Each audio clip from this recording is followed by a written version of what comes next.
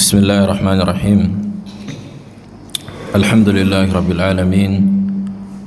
Wassalatu wassalamu ala Rasulillah wa ala alihi wa sahbihi man tabi'ahum bi ihsan ila yaumil ba'd. Fa mas'alat al-imamah, permasalahan kepemimpinan kemarin kita sebutkan ada beberapa masail, ada sekitar 4 permasalahan. Yang pertama, bahwa Ahlussunnah meyakini wajibnya melakukan salat berjamaah seperti Jumat, hari Id, itu di belakang imam. Nah, baik imam itu orang yang di atas ketaatan atau yang fajir atau zalim. Nah, begitu juga permasalahan yang kedua, wajibnya apa? Berjihad bersama mereka melawan orang-orang kufar.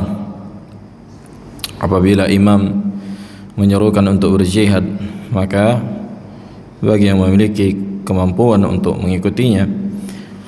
Begitu juga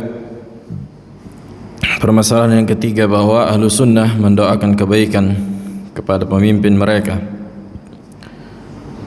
Nah, dan memberikan nasihat dengan cara yang syar'i.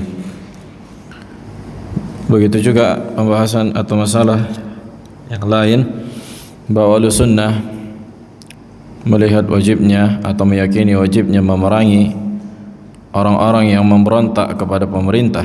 Apabila pemerintah mengajak masyarakatnya untuk memerangi orang-orang yang mengangkat senjata kepada mereka, maka wajib bagi kita untuk membela pemerintah. Nah, kemudian apa perbedaan antara al-bughat dan al-khawarij? Kalau orang-orang khawarij, mereka keluar kepada pemerintah dengan keyakinan bahwa pemerintah tersebut kafir, dengan keyakinan takfir. Sementara kalau bughat, kalau al-baghi dikatakan bughat jamaknya, itu orang-orang yang memberontak tapi mereka tidak meyakini pemerintah itu kafir. Nah, para pemberontak. Itu bedanya antara khawarij dan bughat. Kalau bughat, mereka tidak meyakini atau tidak mengkafirkan pemerintah atau kaum muslimin. Sementara khawarij ini apa? Mengkafirkan pemerintah dan mengkafirkan kaum muslimin yang membela mereka. Nah, ini perbedaan antara khawarij dan bughat. Karena hukumnya nanti berbeda. Kalau bughat ini kaum muslimin, kan gitu. Akan tapi mereka apa? Keluar kepada pemerintah dengan senjata. Nah, dikatakan baghi. Nah, sementara khawarij, mereka meyakini kafirnya pemerintah. Mereka mengkafirkan pemerintah. Bahkan mereka mengkafirkan siapa saja yang tidak mengkafirkan orang-orang yang mereka anggap kafir. Mereka mengkafirkan orang-orang yang siapa saja tidak mengkafirkan orang-orang yang mereka anggap kafir. Nah, di antara masail atau usul ahli sunnah juga kita menahan diri dari mengkorek-korek perkara yang menjadi perselisihan di antara para sahabat. Nah, dan menahan diri kita dari mengungkit kesalahan yang terjadi di antara mereka dan tidak mencela mereka. Bahkan kita mendoakan rahmat kepada para sahabat dan mendoakan ridha dan meyakini kedudukan istri-istri Nabi alaihi salatu wassalam di sisi Allah dan di sisi nabinya. Nah, begitu juga permasalahan yang berikutnya kita sebutkan kemarin, bahwa seseorang masuk ke dalam surga bukan dengan amalan yang dia lakukan sebagai pembayar nikmat yang ada di surga. Nah, akan tetapi kita meyakini seseorang masuk ke dalam surga itu karena karunia Allah dan rahmatnya. Begitu juga permasalahan yang kita sebutkan kemarin, bahwa seluruh makhluk itu dituliskan ajalnya. Seluruh makhluk itu dituliskan ajalnya. Semua telah ditakdirkan. Di antaranya juga kemarin kita sebutkan bahwa kita ahlu sunnah meyakini adanya syaitan, dan syaitan itu memiliki bisikan-bisikan yang mereka sampaikan, mereka masukkan ke dalam hati-hati manusia. Nah, tidak sebagaimana dikatakan orang-orang filsafat bahwa syaitan itu hanya aura negatif, hakikatnya enggak ada mereka. Dan ini keyakinan kufur kan gitu. Kenapa? Karena Allah menyebutkan keberadaan syaitan di dalam Al-Quran. Wajib kita meyakini perkara ini, karena ini diantara beriman kepada perkara yang gaib. Nah, mengimani apa saja yang Allah kabarkan di dalam Al-Quran. Dan kepala atau nenek moyang syaitan itu iblis. Iblis itu seperti Adamnya lah gitu kira-kira. Nah, anak-anak manusianya ini itulah, kalau bagi kalangan syaitan itulah syaitan gitu. Syaitan itu ismul jins, makhluk yang banyak gitu, tapi mereka keturunan iblis. Begitu juga kita meyakini bahwa sihir itu memiliki efek. Sihir memiliki efek. Bahwa sihir itu ada kan gitu. Kata Nabi sallallahu alaihi wasallam, as-sihru haqqun. Sihir itu memiliki efek dan benar adanya. Dan kita juga meyakini tidaklah mudarat yang dilakukan penyihir atau sihir yang ia lakukan itu kecuali karena izin Allah subhanahu wa ta'ala. Nah, kalau tidak Allah izinkan, maka sihir itu tidak akan pernah bisa memberikan efek. Kemudian apa hukum penyihir ya Kevin? Siapa yang mendampingi seorang dukun?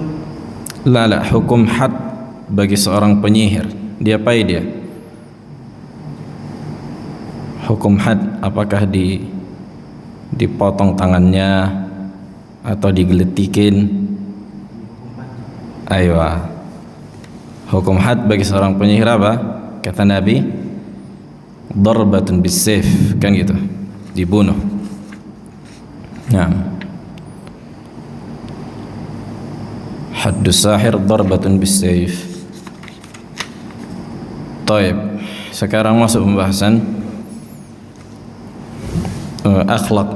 akhlak ahli sunnah wa ashabul hadith wa sifatihim. Qala al-musannif rahimahullahu ta'ala al-imam as-Sabuni wa yuharrimu ashabul hadith al-muskir min al-ashribati al-muttakhidhati min al-'inab أو الزبيب أو التمر أو العسل أو الذرة أو الذرة أو غير ذلك مما يسكر يحرمون قليله وكثيره ويجتنبونه وينجسونه ويجيبون به الحد. Kata Al-Imam As-Sabuni rahimahullah, kenapa beliau memasukkan perkara ini? Karena kata mereka, seolah-olah ahlu sunnah itu menjauhi dosa-dosa besar. Di antara dosa-dosa besar adalah meminum khamr. Makanya di sini syarih yang menulis atau yang mensyarah kitab ini menyebutkan akhlaqu ahli sunnah, akhlak ahlu sunnah. Nah, ciri-ciri ahlu sunnah itu senantiasa menjaga diri dari dosa-dosa besar. Bukan berarti siapa yang keluar atau siapa yang terjatuh dalam dosa besar bukan ahlu sunnah, enggak. Tapi mereka berusaha, berupaya kan gitu. Nah, adapun menyelamatkan diri dari dosa, maka ini perkara yang susah. Nah, kata Nabi sallallahu alaihi wasallam disebutkan dalam hadis, inna likulli bani Adam, sesungguhnya setiap anak Adam kutiba lahu min adzam la mahalah, pasti dituliskan baginya perkara dosa yang pasti ia jatuh ke dalam yang ia tidak bisa hindari. Kemudian Nabi menyebutkan al-ain tazni, mata itu berzina, wa zinauha ar-ru'yah, kan gitu. Begitu juga lihat, begitu juga kaki, dan seterusnya disebutkan Nabi sallallahu alaihi wasallam dalam hadis. Nah, akan tetapi mereka berusaha menghindari dari dosa-dosa besar. Apa di antara patokan dosa-dosa besar? Di antara patokan dosa-dosa besar adalah dosa yang digandengkan dengan hukum had. Dosa yang digandengkan dengan hukum had. Apa maksud hukum had? Hukum yang ditegakkan di dunia. Hukum yang ditegakkan di dunia seperti seorang yang mencuri, apabila sampai nisab maka dipotong tangannya. Begitu juga seorang yang meminum khamar, seperti ini pembahasan ini sekarang. Akan datang pembahasannya apa hukum had dari seorang peminum khamar. Kata al-Imam As-Sabuni rahimahullah, ahlul hadis, ahlu sunnah itu mengharamkan segala sesuatu yang memabukkan. Segala sesuatu yang memabukkan. Wal muskir dalam bahasa Arab, kenapa dikatakan muskir, sakara, kan gitu, sin wal kaf wal ra, dalam bahasa Arab itu menunjukkan sesuatu yang menutup, sesuatu yang menutup akal seseorang. Itulah patokan sesuatu yang memabukkan. Ketika seseorang kehilangan akalnya, kan gitu, nggak sadar dia. Nah, seseorang ketika tidak sadar, maka itulah dikatakan dia mabuk. Nah, apa patokan tidak sadar itu, kan gitu kan? Apa patokan seseorang tidak dikatakan tidak sadar, Abai Krimah? Berubah pikiran. Masih mujmal lagi nih, berubah pikiran, masih Apa maksud? Apa patokan? Dikatakan seorang mabuk ketika dia tidak sadar diri, nggak bisa mengkontrol, tidak memiliki niat, kan gitu.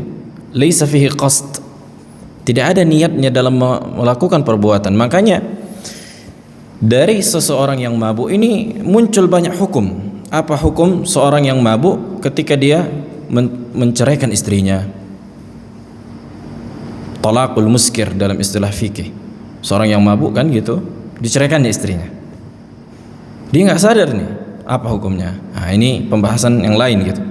Jadi ketika dia mabuk ini banyak hukum-hukum yang apa? Yang menjadi polemik di antara para ulama.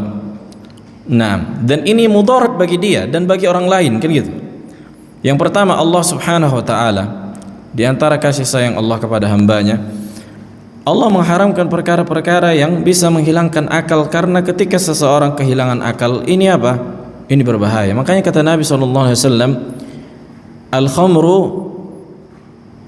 ummul kabair, atau ummu asyar, atau kama qala alaihi wasallam disebutkan dalam hadis. Nah, khamar itu, mabuk itu, sesuatu yang membuat seseorang mabuk ini induknya segala keburukan. Nah, bisa saja seseorang membunuh orang lain dalam keadaan mabuk, kan gitu, karena dia udah mabuk. Mana lagi saudara-saudaranya itu, ada sedikit yang memancing emosinya, habis dipenggalnya, digasnya, kan gitu. Nah, ada banyak kisah-kisah yang bisa kita saksikan ketika seseorang udah mabuk. Nah, apalagi orang kalau udah kena sabu, kan gitu kan, udah kena candu, udah kena sabu. Nah, maka ini lebih parah lagi. Lebih parah lagi, na'udzubillah, jangan sampai kena perkara yang mengandung khamr. Nah, dan seringnya seseorang mabuk, hilangnya akal itu bisa membuat gila. Itu bisa membuat gila, karena seringkali akal itu hilang, kan gitu. Ada saraf yang mengontrol kesadaran seseorang, itu kan masalah otak juga dia. Makanya bisa gila, bisa emang gila. Lihat banyak orang narkoba itu gila, kan gitu. Otaknya udah nggak beres lagi, susah mau direhabilitasi, mau gimana pun susah udah. Nah, bahkan minimal ada efeknya kayak bodoh gitu, susah menangkap. Maka untuk apa lagi kondisi yang demikian, kan gitu kan? Untuk apa lagi, mau diapain lagi kayak gini? Nah, makanya syariat, diantara maqasid, tujuan syariat adalah menjaga hifdzu al-aql, kan gitu.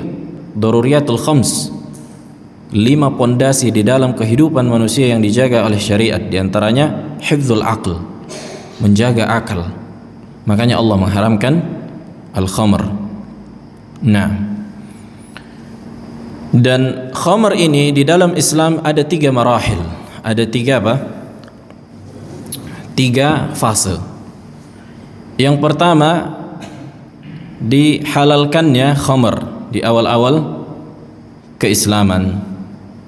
Di awal-awal keislaman khamr itu halal, sebagaimana yang Allah sebutkan di surah An-Nahl, wa min thamaratin nakhili wal a'nabi tattakhiduna minhu sakaran wa rizqan hasanah. Maka di antara buah-buahan kurma dan anggur, kalian jadikan dari buah tersebut sakaran, yakni sesuatu yang kalian minum, wa rizqan hasanah, dan rezeki yang baik. Naam, inna fi dzalika laayatal liqaumin yaqilun. Ini fase yang pertama. Kemudian fase yang kedua, khamr itu diharamkan ketika mau masuk salat. Ketika mau masuk salat. Jadi enggak diharamkan secara mutlak. Nah, jadi orang yang mau salat, nah misalnya berapa jam, mereka faham itu orang-orang Arab kan gitu, dan kadarnya itu sesuai dengan yang kita minum. Makin banyak diminum makin lama apanya, makin lama mabuknya. Nah, maka inilah keadaan yang kedua, fase yang kedua kan gitu. Sebagaimana yang Allah sebutkan dalam Al-Quran, ya ayyuhalladzina amanu la taqrabus salata wa antum sukara, kan gitu. Nah, wala junuban illa abirin sabil hatta tagtasilu.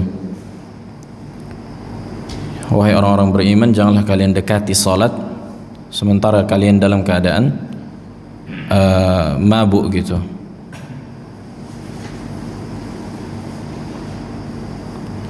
Kemudian fase yang ketiga dari khamr itu diharamkan secara mutlak. Diharamkan secara mutlak. Sebagaimana Allah sebutkan di surah Al-Maidah, ya ayyuhalladzina amanu innamal khamru wal maisiru wal ansabu wal azlamu rijsun min amali syaitan fajtanibuhu. Nah, wahai orang-orang beriman, sesungguhnya al-khamr wal maisir yakni judi dan segala macam bentuk jenisnya itu adalah rijis. Nah, maka diharamkan, maka jauhilah. Kemudian kata beliau, minal ashribati, segala sesuatu yang memabukkan dari minuman. Apakah beliau membatasi khamr itu hanya dari minuman? Al-jawabu la. Sebenarnya bukan. Karena mayoritas yang terjadi khamr itu di zaman itu dalam bentuk minuman. Tapi segala macam bentuk khamr, selama dia menghilangkan akal, baik itu makanan bahkan disuntik, maka itu semuanya haram. Kan gitu. Karena illah, sebab inti pengharaman khamr itu zahabul aql, hilangnya akal. Nah, jadi bagaimanapun bentuknya, baik yang diminum atau dimakan, kayak pel kan gitu, pel anjing bikin tenggen. Nah, atau disuntik kan gitu, sekarang kan pakai suntik. Nah, ini semua apa? Haram, semua haram. Nah, makanya subhanallah lebih parah sekarang khamr di zaman sekarang gitu. Kalau zaman dulu orang minum gitu, jadi efeknya itu masih lebih ringan dan ada kenikmatan di situ bagi mereka kan gitu. Tapi kalau yang suntik ini apalah, udah sakit, tapi mungkin efeknya itu, ngefly-nya itu dia mungkin dari situ kan gitu. Nah, tapi ini semua haram kan gitu. Ini hanya menyebutkan mayoritas yang terjadi di zaman itu, bahwa khamr itu dalam bentuk minuman. kemudian kata beliau al-muttakhidhati minal inab, yang diproduksi dari atau dihasilkan dari al-inab, dari anggur. Nah, ini diantara buah-buahan yang mengandung gas. Nah, au az-zabib, atau dari zabib. Apa zabib? Kismis, anggur yang dikeringkan. Nah, makanya anggur basah dikatakan al-inab, anggur kering dikatakan zabib. Awit tamar, atau kurma. Au al-asal, bahkan madu juga. Au az-zurah, atau jagung. Au ghairi dzalika mimma yuskir, atau selain dari perkara-perkara itu yang bisa membuat mabuk, atau dari tape, pulut hitam, pulut putih, kan gitu, dan seterusnya. Maka ini perkara yang apa? Yang bisa memabukkan. Yang bisa memabukkan. Nah, dan biasanya minuman-minuman ini itu bisa membuat akal seseorang mabuk, atau bisa membuat mabuk, kan gitu, bisa membuat akal orang hilang apabila lebih dari 3 hari biasanya, dan dicampurkan dengan sesuatu. Kalau sekarang misalnya minuman nira kan halal, kan itu yang baru dipanen misalnya. Nah, tapi kalau udah didiamkan kemudian dicampurkan pakai apa istilahnya, raru. Nah, maka itulah yang membuat gas, kan gitu. Itulah yang membuat apa? Buat mabuk. Jadilah tua. Nah, karena di zaman Nabi SAW, Nabi juga pernah apa? Membuat minuman dari kurma yang direndam. Nah, kurma apa istilahnya bahasa Indonesianya? Defilator apa? Minuman kayak gitu kan, kurma direndam, anggur direndam. Nah, tapi tidak sampai 3 hari dan tidak pada tempat cendi. Ada istilah dalam bahasa Arab yang apabila dibuat di situ itu lebih membuat dia berubah, lebih cepat dia proses gasnya gitu dia. Nah, maka ini yang menjadikan apa? Menjadikan minuman itu memabukkan.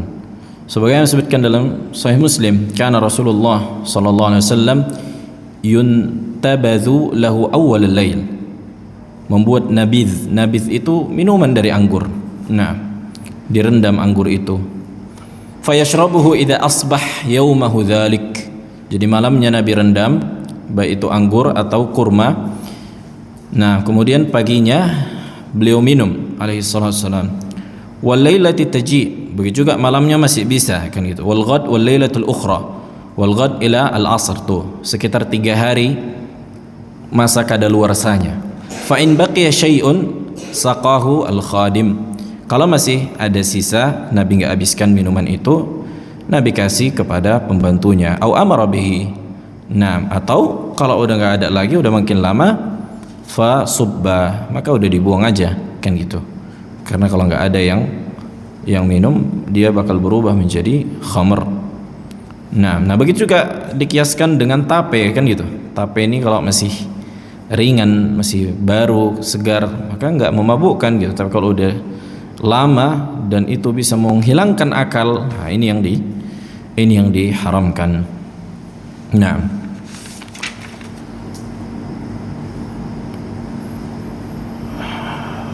faqaulu rahimahullah, ucapan beliau, yuharrimuna qalilahu wa katsirahu. Maka ahlu sunnah kita mengharamkan khamr itu, baik itu jumlah sedikit atau banyak. Nah, baik itu jumlah sedikit atau banyak. Jadi misalnya kan ada whisky, kan gitu kan. Sekarang mungkin yang minuman botol itu, ya whisky lah itu kan, gepeng atau apalah. Nah, jadi apakah mungkin seseorang mengatakan aku cuma minum 1 loki atau setengah loki, aku nggak mabuk dengan ini? Nah, apakah boleh seseorang mengatakan aku tidak mabuk? Kan katanya selama yang memabukkan itu haram. Kalau aku minum setengah loki nggak apa-apa. Nah, apa hukumnya Kevin? Setengah loki. Atau tua misalnya 1-2 sendok, coba dulu kan gitu. Hah? Haram. Kenapa? Kenapa bisa haram? Kan nggak mabuk kan? Nggak apa-apa. Baik Rimah.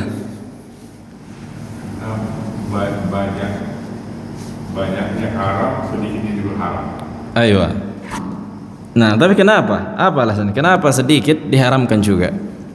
Kita butuh jawaban. Kenapa sedikit diharamkan? Karena apa? Karena tidak ada patokan tertentu, kan gitu. Jadi syariat itu mengharamkan sesuatu dan menutup seluruh celah yang mengantarkan sesuatu yang haram. Itu kaidah dalam syariat, saddud dzari'ah, menutup celah, kan gitu. Dan gak ada yang bisa menentukan. Bisa saja ada sebagian orang yang kalau minum 1 loki dia langsung tenggen, langsung tumbang. Ini kan fisikmu yang kuat gitu. Mungkin bisa jadi ada orang 1 botol pun diminumnya gepeng karena udah sering, nggak mempan lagi kan gitu. Nah, bukan berarti dengan itu dia boleh meminum minuman khamr itu. Nah, itulah maksudnya qaliluhu wa kathiruhu, kan disebutkan dalam hadis al-khamru na'am kullu muskirin haram qaliluhu wa kathiruhu. Nah,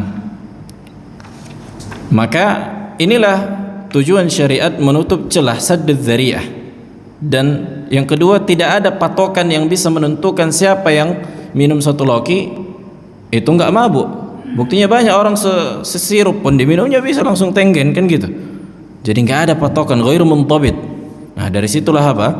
Menutup celah itu, menutup celah itu.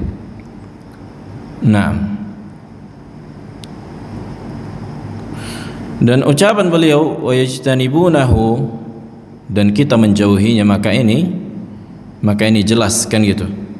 Begitu juga perkara yang diharamkan khamr ini, menggunakannya dalam, mencampurkannya dalam bentuk masakan. Rum, kan ada istilah itu, buat kue supaya kembang, supaya wangi, maka ini diharamkan. Maka ini diharamkan. Dan mereka nggak boleh beristidlal dengan bukannya mabuk kita makan kue ini kalau dibuat 1 sendok rumnya, tetap haram. Nah, tetap haram. Nah, kemudian ucapan beliau wa yunajjisunahu. Tuh, wa yunajjisunahu maksudnya kita meyakini khamr itu najis. Kemudian ikhtalafa ulama fi najasati al-khamr. Para ulama khilaf, apa yang dimaksud dengan najisnya khamr? Apakah an-najasah al-dzatiyah atau an-najasah al-ma'nawiyah? Apakah najis secara zat atau najis secara makna? Faham perbedaan najis secara zat atau secara makna? Nah, ada kaidah sebutkan para ulama, kullu najisin haram wa laysa kullu haramin najis. Segala sesuatu yang najis itu haram, kan gitu kan? Segala sesuatu yang najis pasti haram, tapi tidak semua yang haram itu apa? Najis. Najis itu kita wajib membersihkan diri darinya. Najis itu wajib membersihkan diri darinya. Contohnya yang najis apa? Kevin? Air liur anjing. Ahsant. Nah, ini najasah mughalladhah, kan gitu. Najis itu juga terbagi 2, ada mughalladhah, ada mukhaffafah. Ada yang najis besar, ada yang khafif. Kemudian juga contohnya kencing manusia, kan gitu. Akramakumullah. Nah, contohnya kotoran manusia ini najis. Kalau seseorang kena misalnya di kakinya kotoran manusia atau hewan yang najis, nah maka apa yang wajib bagi dia? Membersihkan diri dari situ, kan gitu. Nah, apakah khamr ini begitu? Apakah khamr ini begitu? Faham? Apa khamr ini wajib kita cuci badan kita? في خلاف بين أهل العلم، خلاف قوي. لكن الراجح والله أعلم bahwa khamr ليس من النجاسة az-zatiyah. Najasahnya itu, najisnya itu bukan secara zat, akan tetapi secara makna. Nah, makanya inilah diantara perkara yang dibolehkan memakai parfum dengan kandungan alkohol. Nah, dalam sholat. Tapi kalau mau memakai parfum yang tidak ada kandungan alkoholnya untuk keluar dari khilaf, mustahab kan gitu. Khuruju minal khilaf mustahab, lebih utama. Tapi kalaupun ada yang memakai, maka tidak perlu diingkari, mengatakan sholatnya batal dan seterusnya. Nah, apa dalil yang menguatkannya? Yang pertama, hukum asal al-aslu fil asya al-ibahah at-taharah. Ini kaidah dalam dalam qawaid fiqhiyah kan gitu. Hukum asal segala sesuatu taharah, bersih dia, suci. Sampai ada dalil yang menunjukkan itu najis. Kan gitu. Apa dalil yang menunjukkan itu najis? Qauluhu ta'ala surah Al-Maidah, ya ayyuhalladzina amanu innamal khamru wal maisiru wal ansabu wal azlamu rijsun min amali syaitani fajtanibuhu. Kalimat rijsun ini dia yang muhtamal, dia mengandung makna najis maknawi dan najis hissi. Najis secara makna dan najis secara zat. Karena Allah mengatakan di sini, wahai orang-orang beriman, sesungguhnya al-khamr wal maisir, judi, wal ansab, wal azlam, lotre dan anak panah yang memanah dart kan itu, dan seterusnya. Kata Allah rijsun. Apakah berjudi najisnya maknawi atau najisnya apa? Hissi. Maknawi kan, judi. Contohnya domino, main apa namanya? Main domino, main kartu as. Nah, ini apakah ini najis makna secara makna atau secara kartunya? Kan secara makna. Maka ini lebih tepat siyak kalamnya itu di dalam ayat ini menunjukkan khamr itu juga apa? Najis yang secara makna, bukan najis secara zat. Wallahu a'lam. Walaupun ada sebagian ulama yang mengatakan bahwa najis pada khamr itu najis secara zat.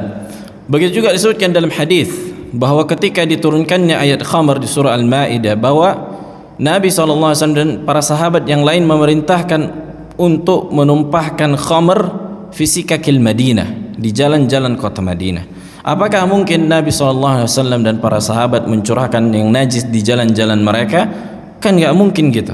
Sementara mereka berjalan ya pakai, ada mungkin sebagian yang nggak pakai sendal dan seterusnya. Nggak mungkin mereka membiarkan najis berada di sisi mereka. Pasti mereka akan pergi ke sumur yang ditinggalkan atau ke padang pasir, dibuang karena di situ najis gitu. Nah, ini diantara penguat bahwa khamr itu bukan najis secara hissi, akan tapi secara maknawi.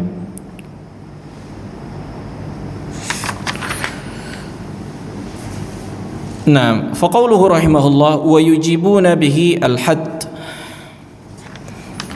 wa yujibuna bihi al-hadd, dan ahlu sunnah begitu juga syariat Islam itu mewajibkan hukuman had. Hukuman apa?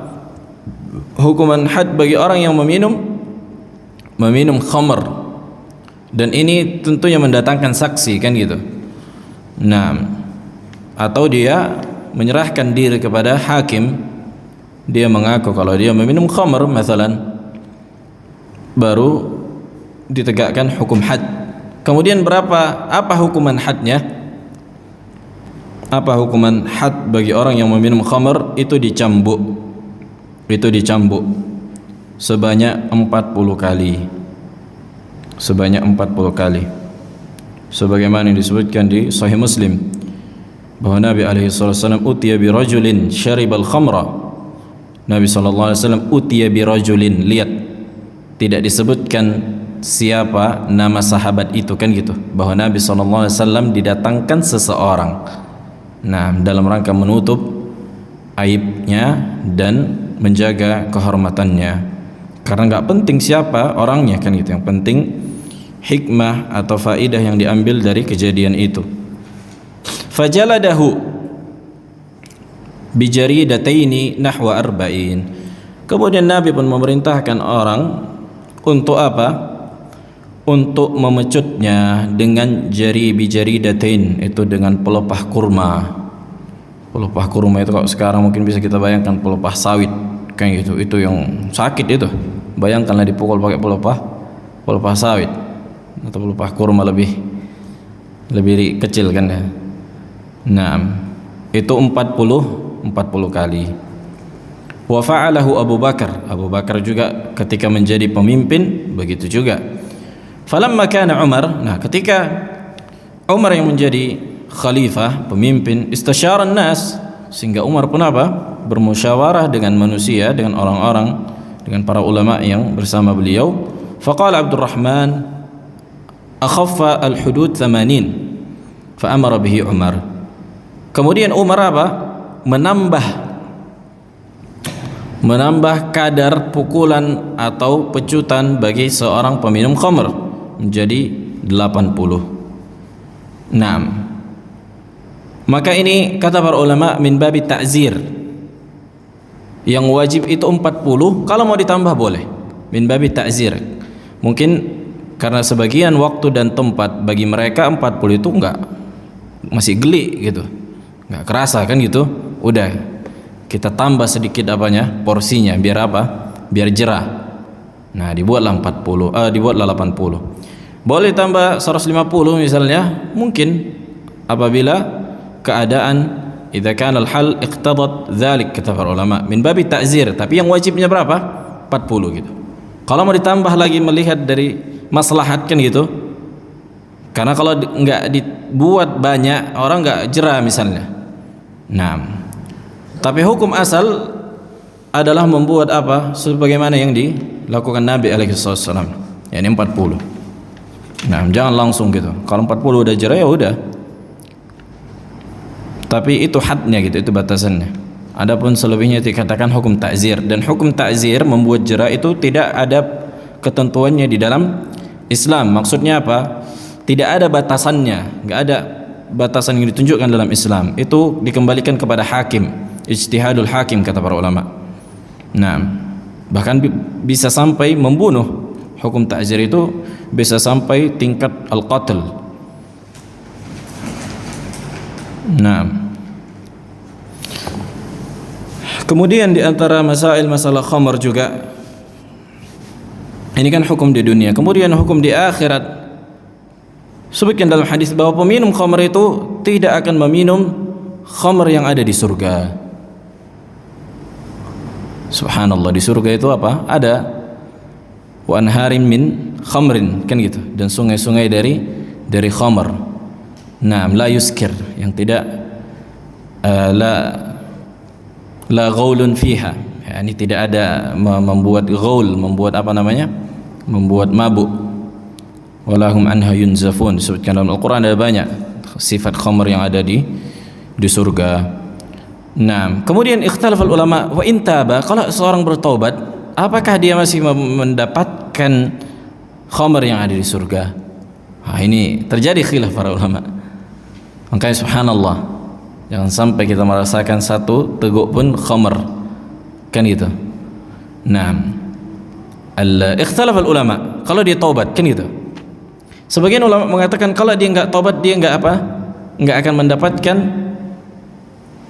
kenikmatan khamr yang ada di surga. Kalau dia taubat, ini juga khilaf. Nah, yang ana ingat kalam Syekh Ibnu Utsaimin rahimahullah mengatakan tidak mendapatkan juga. Kenapa kata para ulama? Karena syurbul khamr fil jannah, meminum khamr di jannah itu fadlun, keutamaan. Seseorang yang dihalangi dari keutamaan bukan sebuah kezaliman, kan gitu. Seseorang yang dihalangi dari keutamaan, ini kan fadilah, keutamaan ziyadah gitu. Seseorang yang dihalangi dari keutamaan bukan menzalimi dia gitu. Nah, bisa saja Allah ganti dengan kenikmatan yang lain, akan tetapi pada kenikmatan khamr ini dia udah enggak mendapatkan itu lagi. Nah, wallahu a'lam, hadhil masalah fiha khilaf. Tapi orang masuk surga saja sudah alhamdulillah, kan gitu. Ada banyak kenikmatan yang lain walaupun dihalangi dari kenikmatan meminum khamr yang ada di surga. Adzan, fadhal. Baik. Masih berkaitan dengan al-khamr, hukum orang yang menghalalkan khamr adalah kafir. Siapa yang menghalalkan khamr maka keluar dari Islam. Kenapa? Karena khamr di antara perkara yang mujma' alaih. Para ulama kaum muslimin sepakat akan keharamannya. Akan tetapi apabila setiap produk dari khamr. Nah, ini yang menjadi perselisihan. Jadi para ulama sepakat kalau khamr itu apa? Khamr itu haram. Maka siapa yang menghalalkan perkara yang diketahui di dalam agama secara pasti, contohnya khamr, maka kafir, kan gitu. Menghalalkan apa yang Allah haramkan, hukumnya kufur, keluar dari Islam, istihlal. Nah, kemudian apabila seseorang misalnya mengatakan ada sebuah produk, dia tidak meyakini bahwa itu khamr, dia tidak meyakini ini bukan kategori dari khamr, sehingga dia membolehkannya. Apakah boleh kita mengatakan bahwa dia menghalalkan apa yang Allah haramkan? Nah, ini yang perlu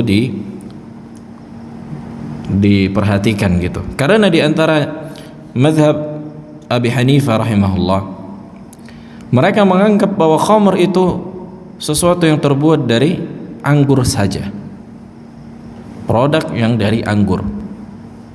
Apabila ada produk, mungkin kalau dibuat sekarang ditunjukkan sama Abu Hanifah tape, kemudian dicampurkan raru dan seterusnya, kan itu yang membuat itu memabukkan, maka mereka mengatakan hadza laysa minal khamr, kan gitu. Ini bukan perkara khamr. Nah, apa efek dari hukum sesuatu itu bukan khamr? Siapa yang meminumnya tidak ditegakkan hukum had. Itu dia, la yuqamu alaihi al-had. Nah, tapi Abu Hanifah dalam masalah ini bersendiri.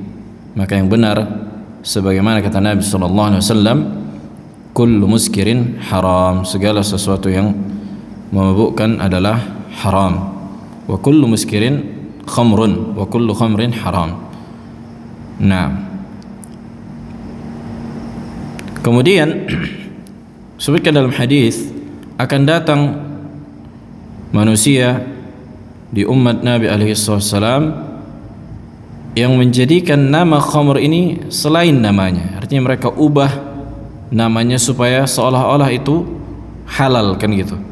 Kata Nabi sallallahu alaihi wasallam, la yashrabanna nasun min ummatil khamra yusammunaha bighairi ismiha. Akan ada di antara umatku, kata Nabi alaihi wasallam, yang benar-benar mereka meminum khamr dan mereka mengganti namanya. Artinya tidak mereka katakan khamr. Nah,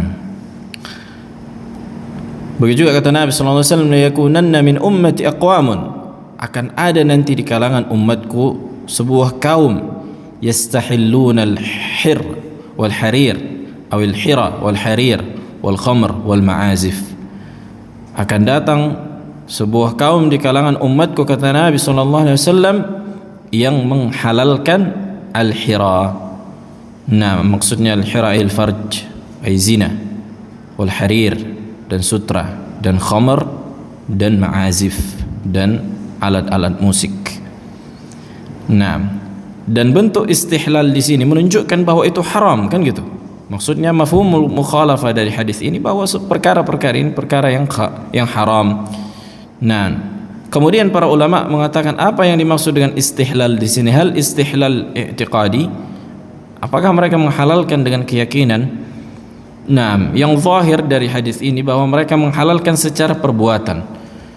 Kenapa? Karena Nabi SAW mengatakan masih umatku min ummati. Kalau mereka kufar, Nabi SAW tidak akan mengatakan min ummati, kan gitu. Karena hukum tahlil i'tiqadi, menghalalkan sesuatu dengan keyakinan, itu hukumnya kafir, mukhrij minal millah, keluar dari Islam. Nah,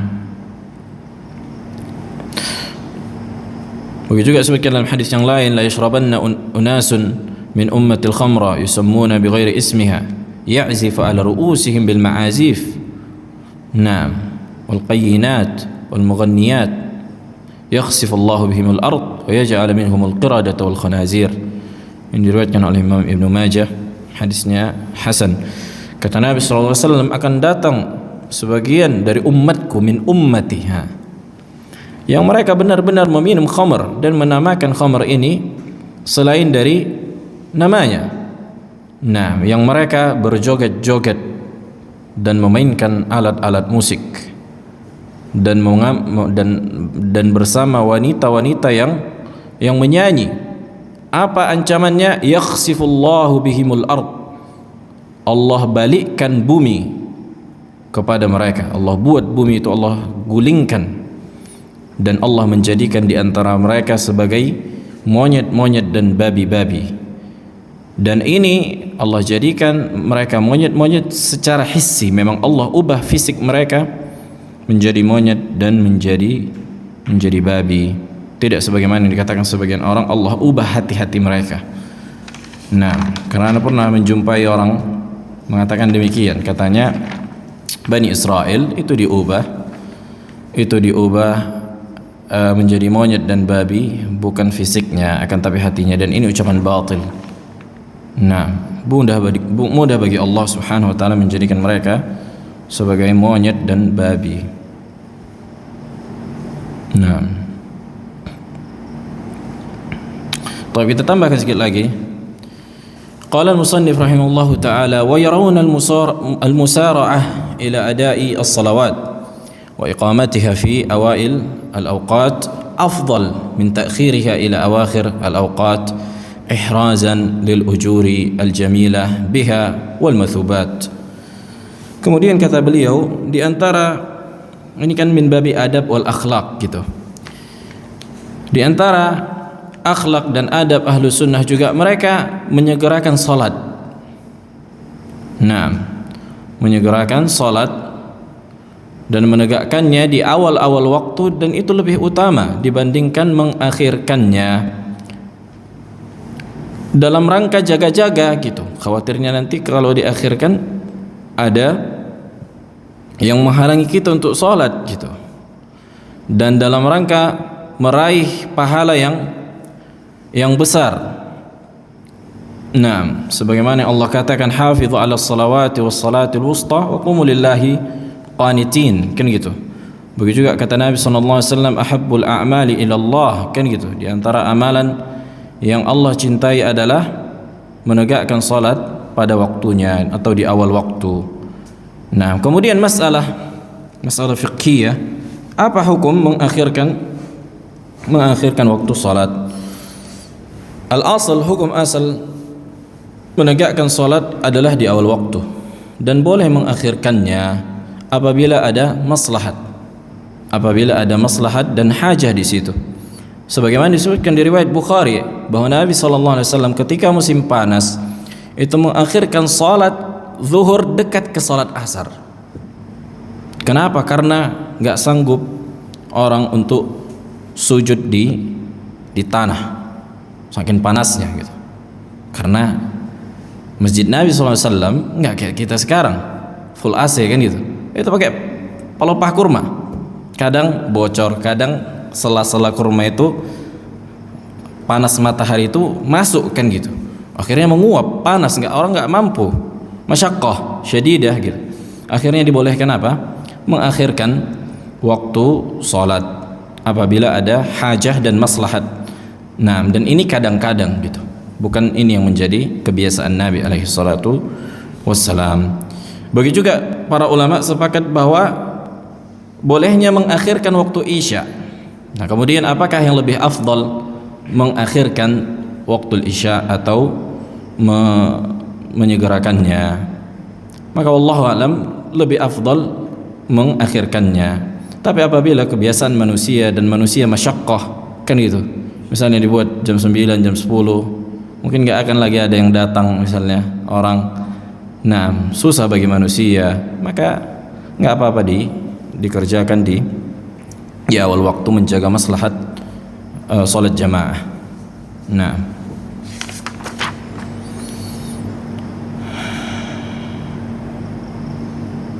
Nah, fi soal, ada pertanyaan?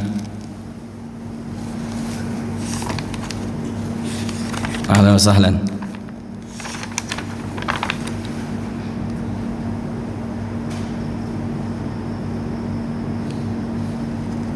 Nah, tafadhal kalau ada pertanyaan.